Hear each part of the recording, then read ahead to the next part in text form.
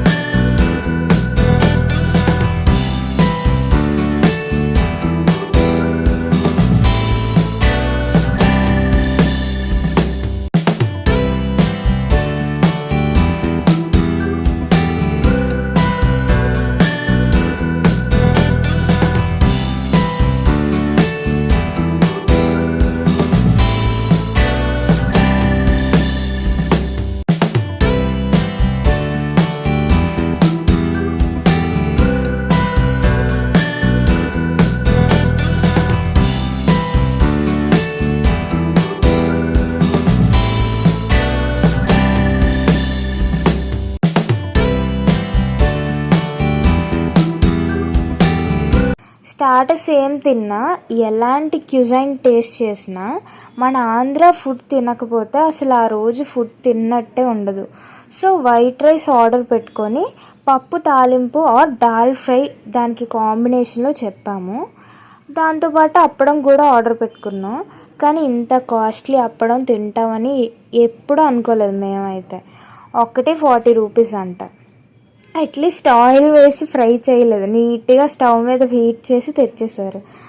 సర్లే ఎన్నెన్నో అనుకుంటా, అన్నీ జరుగుతాయి ఏంటి అని మేము కూడా వదిలేసాం.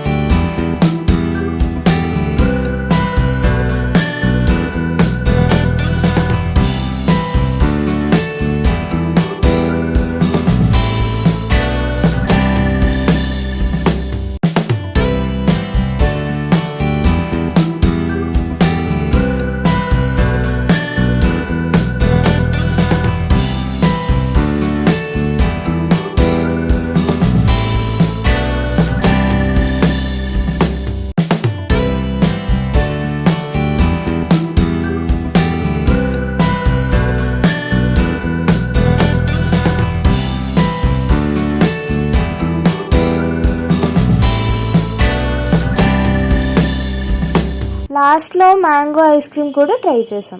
ఇక్కడ రెస్టారెంట్లో కొన్ని స్పెషల్స్ ఉంటాయంట, కానీ అవి సాటర్డే సండే అవైలబుల్ ఉండవంట.